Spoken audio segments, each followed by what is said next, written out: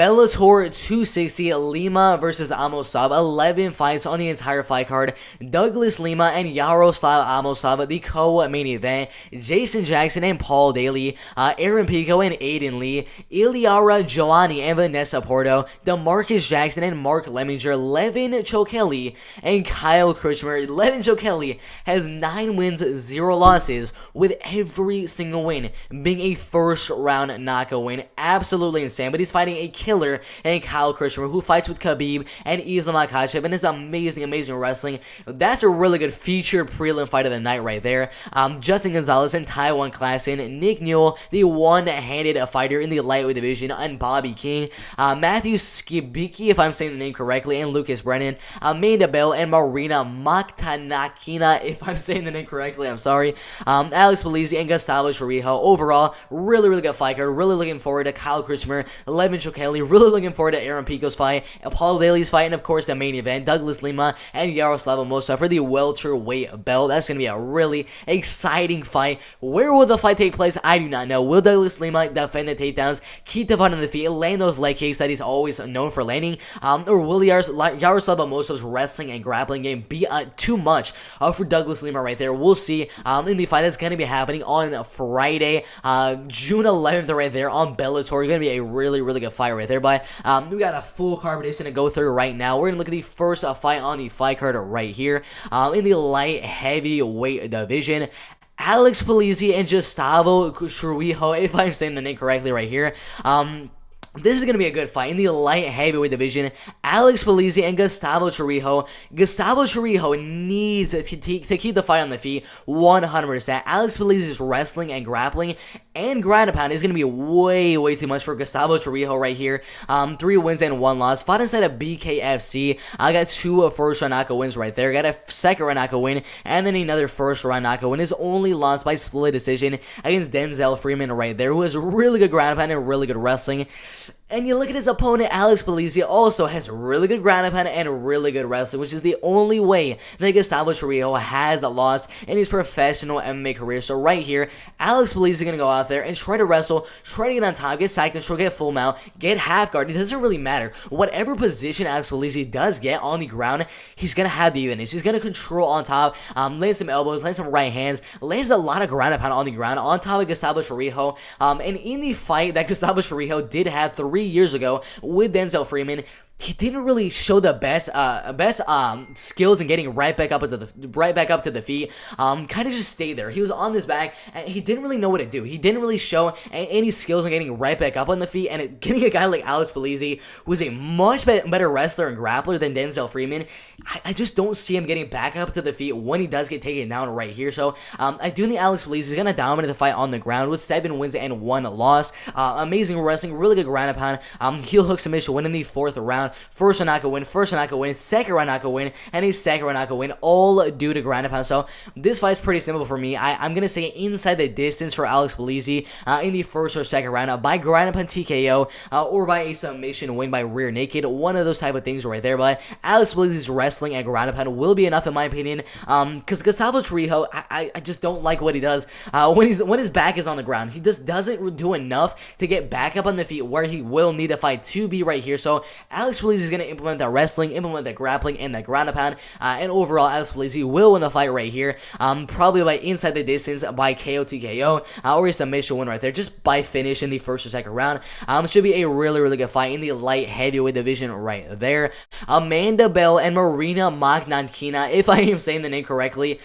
I don't even want to watch the fight, to be honest, but I'm going to do a prediction anyway. Amanda Bell probably has a lot better striking than Marina Maktakina. Has some pretty good wrestling as well. Really good ground and pound. Very vicious elbows and right hands on the ground. Marina Maktakina needs to get that submission. Out of her 4 wins, every single one of those 4 wins has been a submission win in the very first round. Armbar submission win, Achilles lock submission win, armbar submission win, and a knee bar submission win. Amanda Bell needs to get on top of Marina on the ground in a side control or in a half guard or something like that, and just try to lay down those elbows in the ground and pound, on the way to a decision or ground and pound TKO win, or she just plainly keeps the fight on the feet, or she has the height advantage, and she will have the reach advantage, keep the fight at range, or she does have the striking advantage right there. So, in my opinion, Amanda Bell has a striking advantage, has a wrestling advantage, has amazing ground and pound, has some pretty good power in her hands as well. You look at the record of 7 wins, 7 losses. Just don't look at the record. Look at how she's winning the fights. 5 knockout wins, 1 submission win, and 1 decision win. All knockout wins being due to ground and pound with an amazing overhand right and a really good right cross on the feet. So in my opinion, there's a good chance Marina could get a submission on the bottom.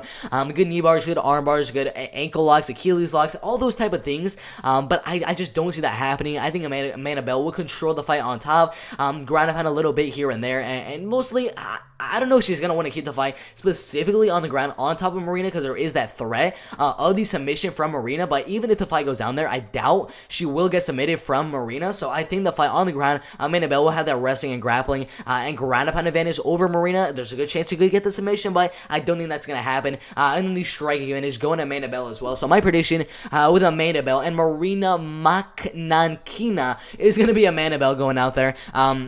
Using her wrestling to get a little bit of ground and pound here and there as well. And then on the feet, use that high, use that reach and land that 1-2, the body case, the leg case, a big right cross, and then the overhand right as well. Possibly get the knockout, possibly get the TKO, whatever the case may be. But this should be a pretty good featherweight fight. I don't really want to watch the fight. I think it's going to be a snooze fest either way, because I think eventually Amanda Bell will kind of result to getting that wrestling and just getting the little taps here and there on the ground with her ground and pound. But I don't know. It could be a good fight. It could be a really good fight if it stays on the feet, but I have a suspicion Amanda Bell is going to wrestle and ground and pound for 3 straight rounds. So I'm going to go Amanda Bell by ground and pound TKO in the first round, or in a dominant grappling and wrestling decision win right there. But we'll see if it's going to get a good fight or not in the featherweight division right there. But my prediction, Amanda Bell by first round TKO or by unanimous decision right there in the women's featherweight division right there. Lucas Brennan and Matthew Skibiki.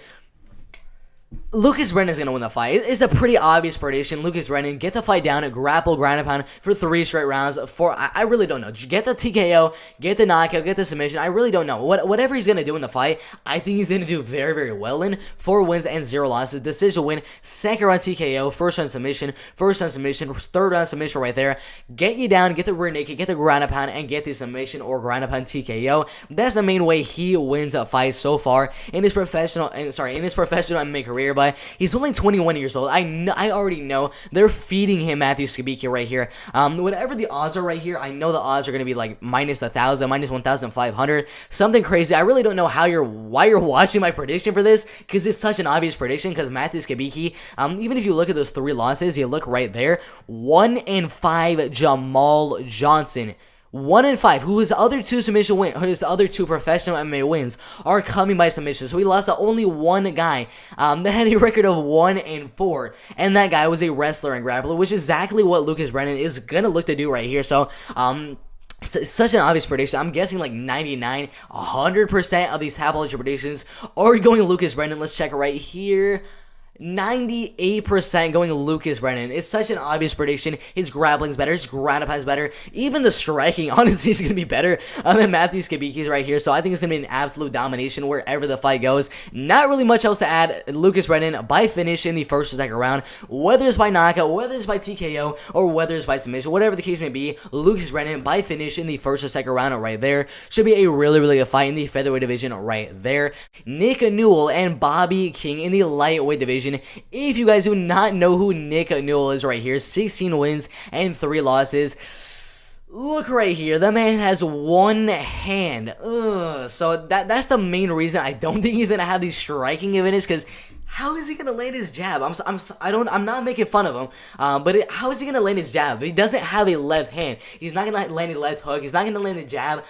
He's gonna have to resort to the grappling and wrestling. Obviously, that's what he's been doing in his career so far, with 16 wins and 3 losses right there, 11 submission wins, 2 knockout wins, and 3 decision wins. So obviously, he's kind of learned to not really strike with his opponents. He's going to have that disadvantage with not being able to jab or land the left hook, or any of those combinations that usual fighters are going to be landing. But he's kind of resulted in using more of a wrestling and grappling based game plan, which would be the game plan he's going to need to use right here. Because if Bobby King, he doesn't really have the best striking. Most of his wins are also coming by submission, with 5 submissions, 2 knockouts, and 2 decisions. But if you have one hand, of course you're going to have the disadvantage in the striking game. But right here, Bobby King, keep the fight on the feet, defend the takedowns, try to get the knockout. Nick Newell, get the fight down, get in the side control, do what you always do, get the arm triangle, get the rear naked, and get the submission. Guillotine choke submission.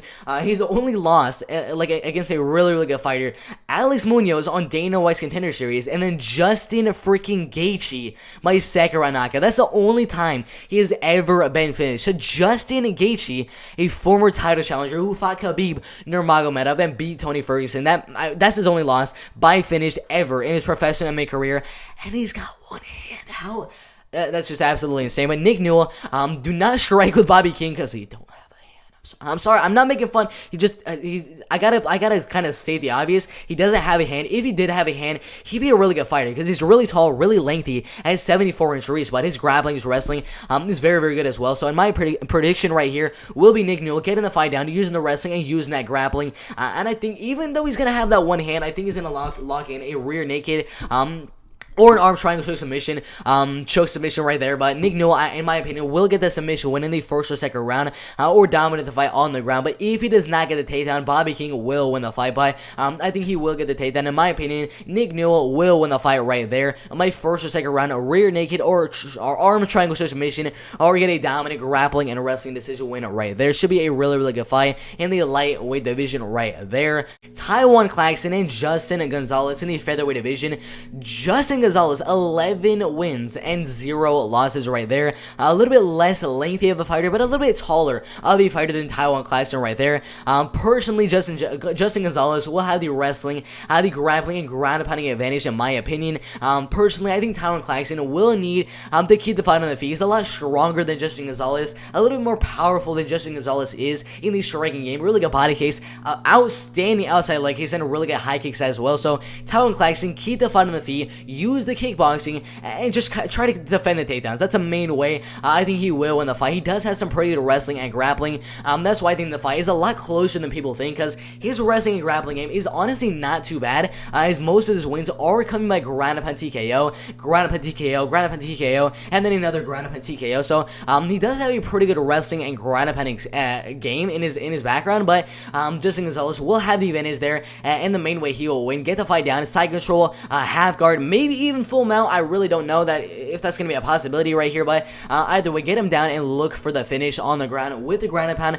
That's the main way Justin Gonzalez would win. 11 wins and 0 losses. Way down here. 4 knockout wins, 1 submission win, and 6 decision wins. As an amateur, 8 knockout wins and 1 submission win. Most of those knockout wins are due to ground and pound, and as a pro also, most of the knockout wins are due to ground and pound for both fighters, to be honest. But for this fight right here, if Taiwan keeps the fight on the feet, I think it's going to be a really close fight, but I think he barely outlanded him and win the fight by 29-28 decision win. But if Justin Gonzalez can get the takedown every now and then in the fight, get a little bit of ground and pound here and there, I think he will win the fight by decision. Good chance we see a finish by ground and pound TKO, maybe a rear naked from Justin, but I think the fight will go all the way, and Justin will implement that wrestling and grappling advantage, and get down and get on top of Taiwan Clarkson in inside control, in half guard, in full mount, whatever the case may be. But overall, he will have the advantage in the wrestling and grappling game. So my prediction is Justin Gonzalez by a unanimous decision right there. Should be a really good fight in the featherweight division right there.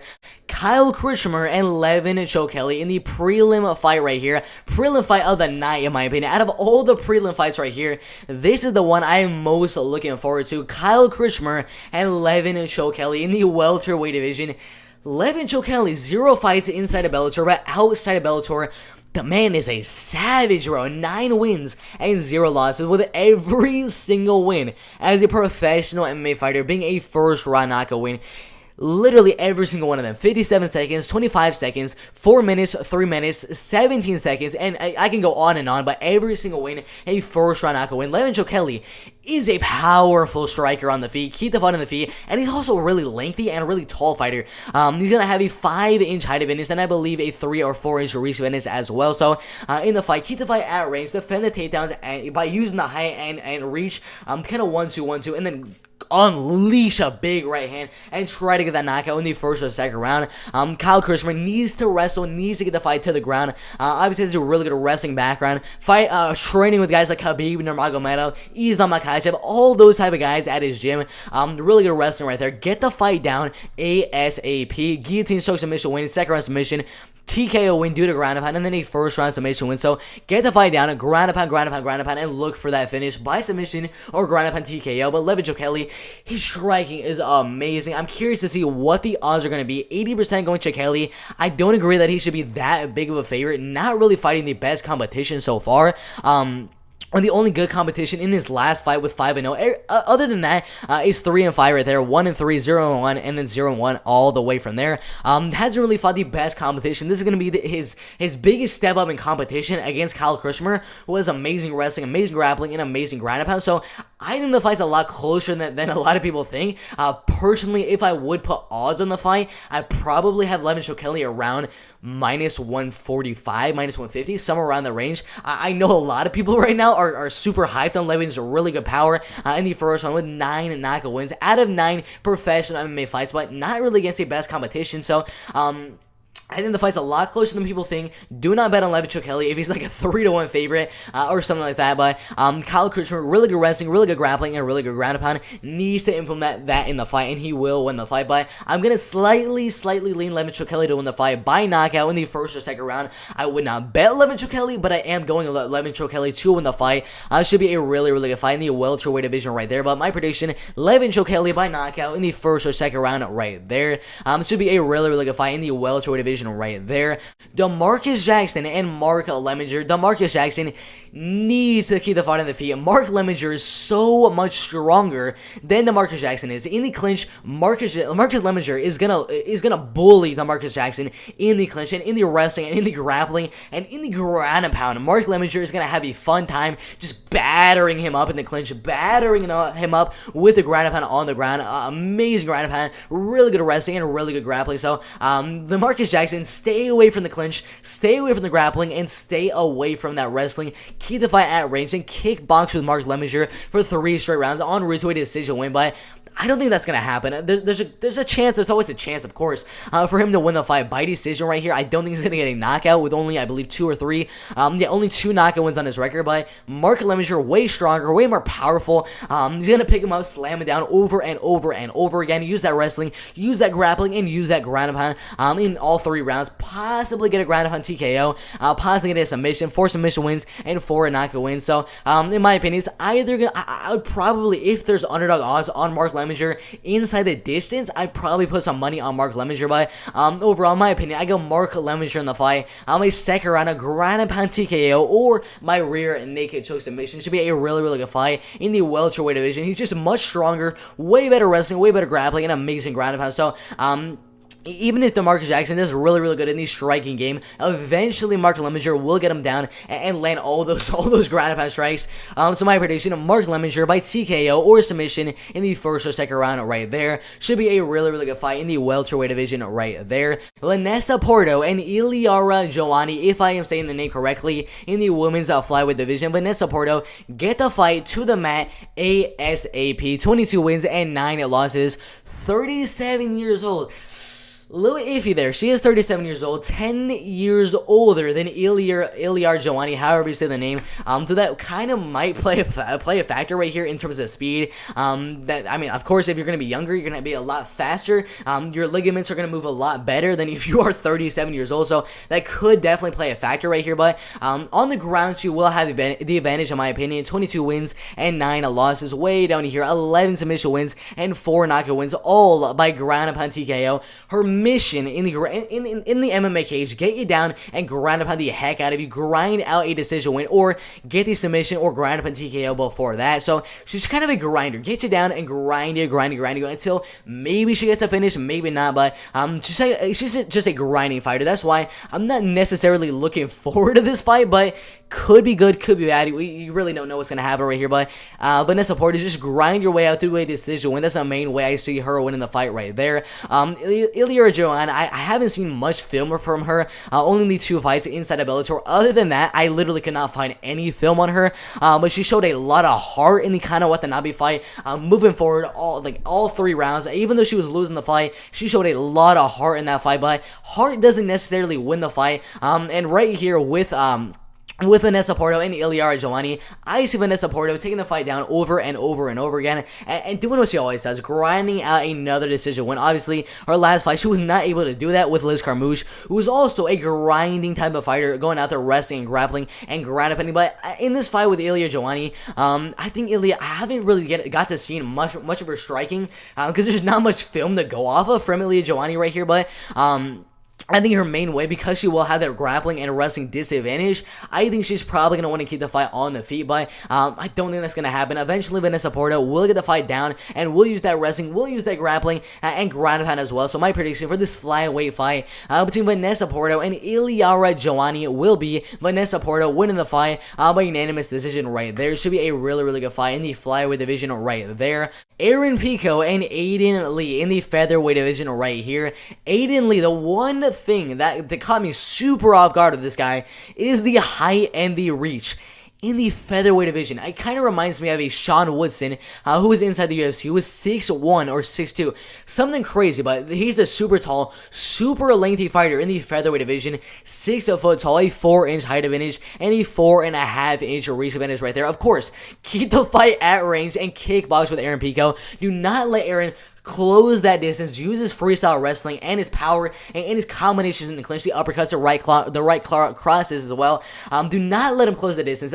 Right up until Aaron Pico closes that distance, up until that point, Aiden Lee will have the advantage at range, but once Aaron Pico closes that distance and lands his combinations in the clinch, he's going to eventually land a big uppercut, big right cross, a big right hook, a big left hook, whatever the case may be. He's going to land something and probably knock out Aiden Lee, or maybe he implements that wrestling and grappling advantage that he will have in the fight as well. He is a really good freestyle wrestler, as shown right there. Really good double leg takedown, really good body lock takedowns as well. So and good trip takedowns, honestly, as well. So right here with Aiden Lee and Aaron Pico, he could implement a wrestling game and just ground and pound, make Aiden Lee a little bit tired in the first round, come back in the second round while Aiden Lee is super tired, and land a big hook and knock him out in that second round. That is a good possibility, and the main way I do see Aaron Pico winning, the main way I see Aiden Lee winning, keep the fight at range, kickbox and box at range. Do not let Aaron Pico come into that range where that height and reach is not going to play that big of a factor, especially in the clinch, of course. So keep the fight at range, defend the takedowns, do not get in the clinch. And try to win a decision win. This is the main way Aiden Lee will win the fight. But Aaron Pico, I just know he's going to close that distance. He's going to land those combinations in the clinch, possibly knock him down, possibly knock him out. Maybe use his wrestling, get the fight down, and ground and pound. But either way, even if he hit the fight on the feet, in the clinch, and tries to land those combinations, land the uppercut, lands a right hook, whatever the case may be, either way, even on the feet, I think he's going to get the knockout in the clinch with a nice right hook. And in the grappling and wrestling, I think he's going to land a lot of ground and pound and get the ground and pound TKO win over Aiden Lee right there. So either way, Aaron Pico by knockout on the feet in the clinch or in a ground and pound TKO win. If he's implementing more of a wrestling-based game plan, but should be a really good fight in the featherweight division right there. Again, I got Aaron Pico winning the fight on my KO or TKO in the first or second round. Should be a really good fight in the featherweight division right there. Paul Daley and Jason Jackson in the co-main event right here. Of course, obviously, there's a humongous chance Paul Daley goes out there and wins the fight by knockout with 47 wins, 17 losses, and 2 draws. And out of those 43 wins, you go way down here. All of that experience. 32 wins by knockout, 2 submission wins, and 9 decision wins. You already know exactly what he's trying to do. Land the humongous left hook as he did in his last fight with Syed Awada and his last fight with Sabah Homasi. Land that left hook or that right hook, the uppercut. So whatever the case may be, he's just trying to knock you out. If he touches you good enough with a shot he's actually meaning to knock you out with, he will knock you out. That is for sure. Jason Jackson, a little bit stronger, a little bit bigger of a fighter in my opinion. In this fight, I think he's going to want to keep the fight at range. Let's see. 4 inches taller than Paul Daley and having a 1.5 inch reach advantage. So keep the fight at range on the feet. Have Paul Daley kind of overcommit on his big whooping left hooks, his right hooks, everything like that. Have Paul Daley come to you, use that reach, make him come to you, and then kind of more of a wrestling and grappling based game plan right here. Paul Daley, when he's coming in, he's going to be throwing those big whooping punches. You already know straight punches beat looping punches, and takedowns beat looping punches, because when you're going for that, you're going to overcommit a little bit, and Jason Jackson, in my opinion, will have the wrestling and grappling advantage here, which I think he needs to implement. I think if the fight stays on the feet for 3 straight rounds, Paul Daley will win the fight by knockout. I think Jason Jackson will land more strikes, and if the fight goes all the way, Jason Jackson will win the decision, but eventually, Paul Daley is going to time a left hook, time a big power strike, and knock him out. So that's what Jason Jackson needs to implement. A little bit of wrestling here and there. Get a takedown here, get the fight to the clinch here and there. Kind of diminish the cardio of Paul Daley so he's not able to land those big shots. But in the fight, keep the fight at range. Have Paul Daley come to you. Land a double leg takedown every single round. Get a little ground and pound and win the fight by decision in every single round. That's the main way I see Jason Jackson winning. Again, Paul Daley, of course, his main way of winning would be to pressure the heck out of Jason Jackson, get his back to the cage, and land another big left hook and knock him out in the first or second round. But my opinion, Jason Jackson will keep the fight at range as Paul Daley is coming in to try to back him up and land that left hook. He's going to go down for a double leg takedown, get on top, and use a little bit of wrestling, a little bit of ground and pound, and I think that will be enough for him to win the fight by decision. Obviously, humongous chance he gets knocked out by Paul Daley, of course, but I think with that wrestling and with the fighting at range in the striking game, Jason Jackson should win the fight by 29-28 unanimous decision right there. Should be a really, really good fight in the co-main event of Bellator 260, Lima versus Amosov right there. But my prediction, Jason Jackson by unanimous decision right there. Douglas Lima and Yaroslav Amosov in the main event, a Bellator welterweight belt on the line. The reigning defending champion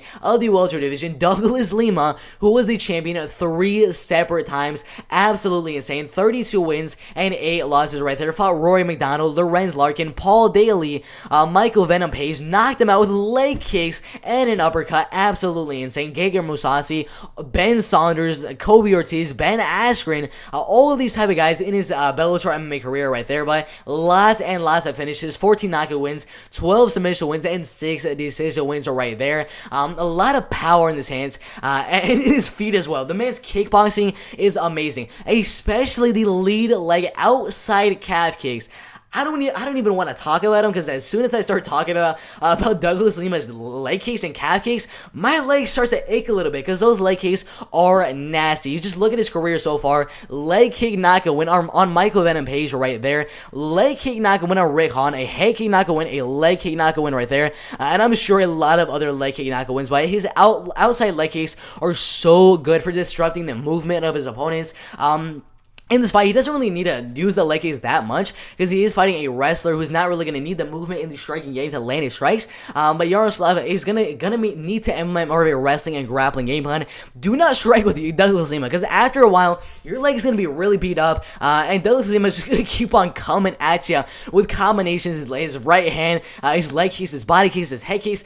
He's going to keep on coming. So in this striking game, Yaroslav Amosov needs to get the fight to the clinch, do exactly what Logan Paul did to Floyd Mayweather, and just hug a little bit. Hug a lot, actually. Get the fight to the clinch and go for the double leg takedown. Get on top of Douglas Lima and dominate the fight there and get the decision win or a ground up TKO or maybe a submission win. That's the main way Yaroslav will win the fight. 25 wins. 0 losses. The man has a Khabib Nurmagomedov looking record right there. That is absolutely insane. And he's only 27 years old. That is also absolutely insane right there. But the man's got some pretty good wrestling, some pretty good grappling. Most of these knockout wins, not all of them, are by ground up TKO. So in my opinion, Yaroslav, get the fight down, side control, half guard, and land a lot of ground pound for 5 straight rounds. Possibly get the submission or ground up TKO before that. But get the fight down. That's the main way he's going to win the fight. Douglas Lima, I think he's going to chop that leg a lot over Yaroslav Amosov. No one knows what it feels like to get a leg kick from Douglas Lima, or a body kick from Douglas Lima, or a head kick from Douglas Lima. No one knows except for the fighters that have faced him, like Michael Venom Page. If you ask Michael Venom Page, if you ask guys like Rick Hahn, if you ask guys like Mikhail Tessarov how those leg kicks felt, just look up a picture of Michael Page's leg. Look up a picture of Mikhail Tazarev's leg. Look up a picture of Rick Hahn's leg. Their leg is busted the F up after the fight is over. His leg kicks are nasty. His body kicks are nasty. That is going to play a toll in a 5-round main event for the welterweight. But that is going to play a toll on Yaroslav Amosov. That's why I'm going to go Douglas Lima. He's going to leave a lot of leg kicks to disrupt that movement. And he's not going to be able to use that movement to go down and get the double leg takedown, get Douglas Lima down and implement his game plan, because Douglas Lima is just going to keep on attacking the lead leg with the calf kicks, with the body kicks, with the head kicks, everything like that. His striking is much better than Yaroslav Amosov's as well. That's the reason I got Douglas Lima winning. It's just the leg kicks, man. I wouldn't even sign up for, like, if someone gives me a $10,000 check, I would not even do it. If Douglas Lima kicks me in the leg for $10,000, I would not do it. I would have permanent leg damage from that. My leg would fall off. Something crazy would happen if Douglas Lima hit my leg with an outstanding outside leg kick. So I don't want to come anywhere near a leg kick from Douglas Lima. So in this fight with Douglas Lima and Yaroslav Amosov, it's pretty clear where both fighters want the fight to be. Yaroslav, get the fight down, wrestle, grapple, 5 straight rounds, decision win. Douglas Lima, go out there, leg kick, body kick, diminish the movement and kind of make Yaroslav Amosov tire out on his takedown attempts, defend the takedowns, keep the fight on the feet, and win the decision win or a KO, TKO win. 46% going Lima, 29% going knockout, mainly by decision. My prediction will be Lima by knockout. 3 wins right there over Rory McDonald, Michael Venom Page, and Andrei Korshakov.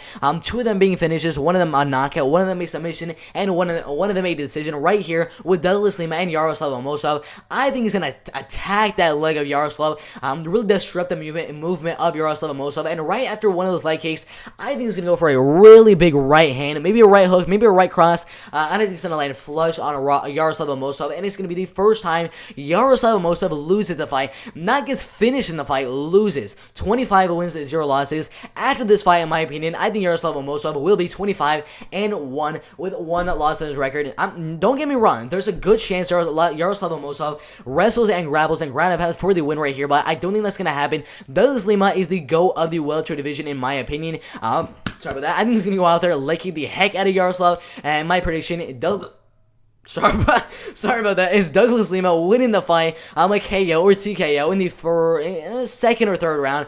Doesn't really matter what round it happens in. I'm just going to say Douglas Lima by knockout in the fight. Should be an amazing, outstanding fight in the main event right here for Bellator 260, Lima versus Amosov. But I get Douglas Lima by knockout in any one of the first 5 rounds. Should be an amazing fight for the Bellator MMA welterweight belt right there. But yeah, guys, thank you guys for watching the video. Bellator 260, Lima versus Amosov, 11 fights on the entire fight card, the main event, Douglas Lima and Yaroslav Amosov. I got Douglas Lima winning that fight right there. Paul Daley and Jason Jackson, I got Jason Jackson winning that fight right there. Aaron Pico and Aiden Lee, I got Aaron Pico winning that fight right there. Vanessa Porto and Giovanni, I don't know if I'm saying the name correctly, but I got Vanessa Porto winning that fight right there. Mark Leminger and Marcus Jackson, I got Mark Leminger winning that fight right there.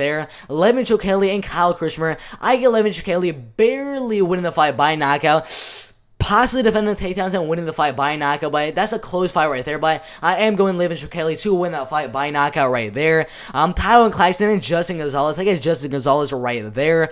Nick Newell and Bobby King, I get Nick Newell, the one-handed machine, winning that fight right there. Lucas Brennan and Matthew Skibiki, I got Lucas Brennan winning that fight right there. Amanda Bell and Marina Maktakina, if I'm saying the name correctly, I get Amanda Bell winning that fight right there. Alex Belizzi and Gustavo Torijo, I got Alex Belizzi winning that fight right there. We got some amazing fights for Bellator 260. If you guys like this prediction video right here and you made it to the end of the video, hit the like button, subscribe to the channel, everything like that, and we'll see you in the next video.